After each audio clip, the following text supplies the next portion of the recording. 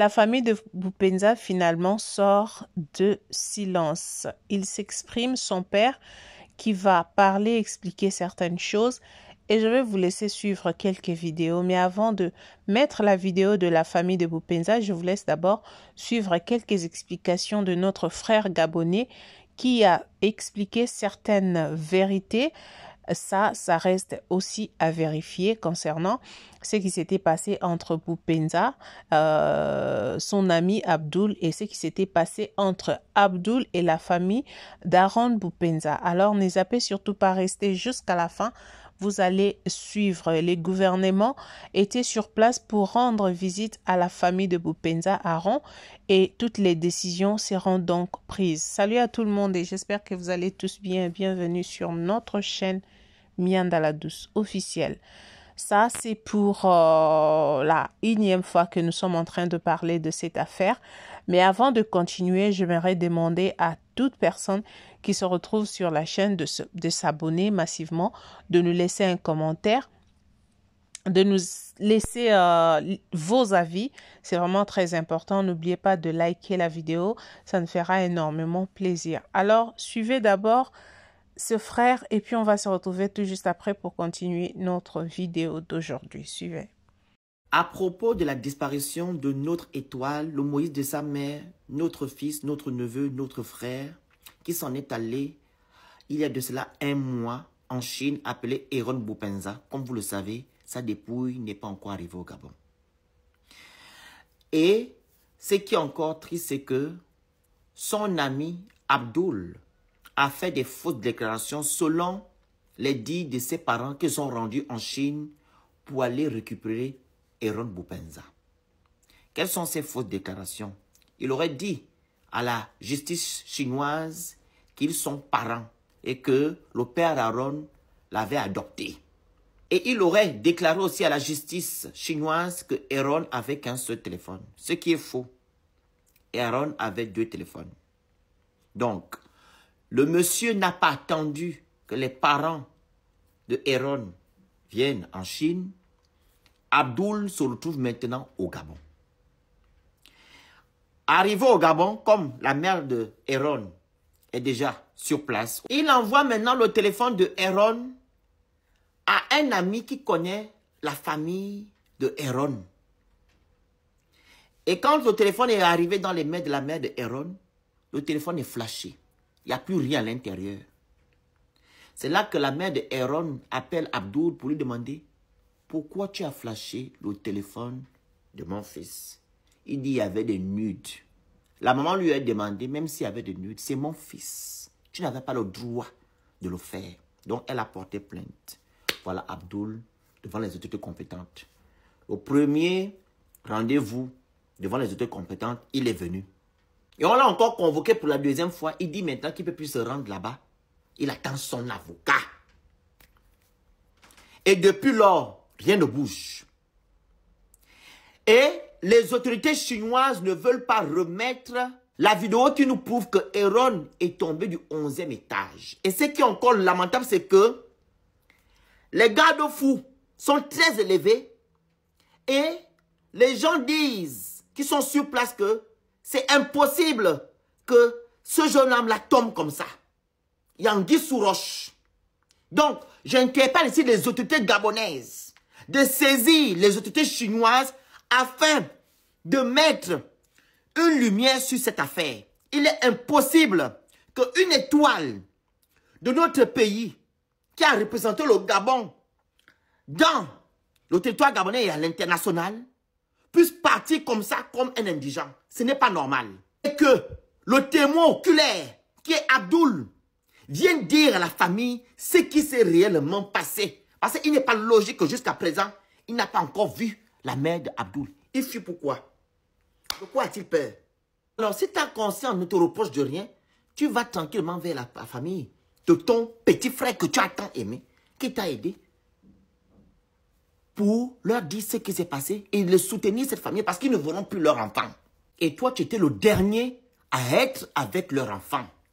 Et ce qui est encore lamentable encore, c'est que il a dit que quand Aaron a commencé à avoir des malaises, il aura appelé M. Alexandre Doumou. qui est l'international gabonais vivant en Chine. Et l'international là, qui est maintenant chinois, a démenti cela, qui n'a jamais eu un appel venant de Abdoul. Et s'il avait eu un appel venant d'Abdoul, il devait aller chercher Aaron et l'amener chez lui, vu qu'il a vu l'enfant la grandir à Port-Gentil. Que les autorités gabonaises agissent pour ne pas laisser cette famille-là dans les problèmes et que cet enfant-là part comme ça. C'est impossible. La suite en live. Le sentier que nous prenons a longtemps été celui emprunté par Aaron Salem Boupenza. C'est à Libreville, à la maison familiale, qu'il grandira aux côtés de son père, ancien international gabonais. Toute la famille de Aaron Boupenza est chrétienne. Et je l'ai toujours instruit enseigné dans ce sens.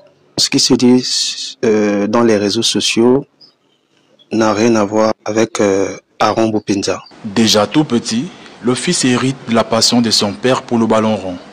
Le voisinage assiste à la naissance d'une étoile qui brille par ses bonnes manières et se veut très sociale. Boupenza est né ici au quartier. Il a commencé à jouer étant petit dans la barrière de la démocratie là. Boupenza n'était pas un enfant qui était au quartier. On peut dire qu'il a commencé le désordre étant petit, rien. Boupenza a pris les habitudes de son père. Là où vous lui voyez là, il ne parle pas.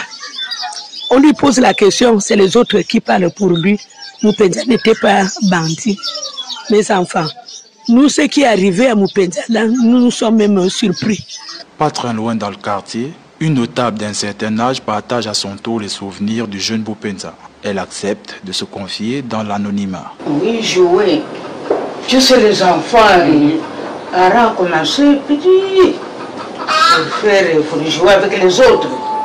Je vous demandais vraiment les garçons d'ici, là, qui a grandi avec Aaron. Là, il jouait à la barrière avec tous ses frères. Aaron.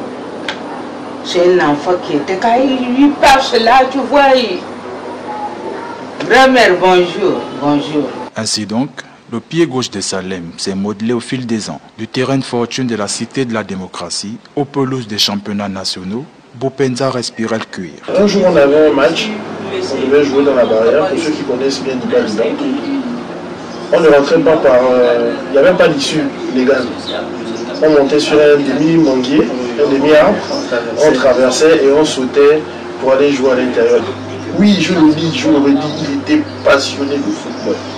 À la maison familiale qu'il quittera lors de son départ sur Bordeaux, il ne reste que des souvenirs, photos d'enfance, photos avec la sélection et des trophées individuels. Aaron Salem Boupenza a laissé dans la mémoire collective à Diba et ailleurs de très beaux souvenirs. Et bien que sa carrière ait connu quelques zones de turbulence, pour son papa, il reste le plus beau cadeau. Ça a été un sentiment de joie. De joie de voir le fils du pays défendre les couleurs de son pays. Le natif de Logoué-Lolo, au pied gauche magique, s'en est allé à la fleur de l'âge. Et Diba se souviendra d'avoir été le berceau d'une étoile du football qui a cru en ses rêves d'enfant et atteint les sommets. Quelle douleur! Aaron Boupenza, l'attaquant virevoltant, n'est plus. Suite à sa disparition tragique, le gouvernement s'est rendu au chevet de la famille éprouvée pour leur adresser les condoléances les plus sincères. C'est une douleur d'ordre national. Donc moi j'ai encore une fois une pensée pour tous les gens qui aiment le football. J'ai une pensée aussi pour les coéquipiers de Panthère A. Donc j'ai une pensée pour eux, j'ai une pensée pour tout le pays, j'ai une pensée pour la famille, j'ai une pensée particulière pour la mère de M. Boupenza qui a été vraiment très touché, très affecté. Je peux vous garantir en mon nom et au nom de l'ensemble du gouvernement que nous ferons le mieux possible. Ce moment sombre avec les parents marque l'attachement des autorités qui compatissent au douloureux événement. La compassion est la même car tous les parents biologiques pleurent. On a grandi ensemble au charbonnage, à l'école au niveau de Diba. C'est mon petit frère. Je retiens un gars très engagé, un gars qui aimait le football. Lui, il ne vivait que pour ça. Même lorsqu'il respirait, c'était le football. Aaron Salem Bopenza, 37 sélections pour 9 buts avec les Panthères du Gabon, il a marqué son époque. Adieu l'artiste depuis l'au-delà, que la terre te soit légère. Le programme des obsèques fera l'objet d'une communication ultérieure par la famille. Voilà, merci d'arriver jusqu'ici. Je pense que vous avez suivi, vous avez regardé, vous avez écouté ce qui s'est dit dans la vidéo. En tout cas, ça fait mal parce que c'est un frère.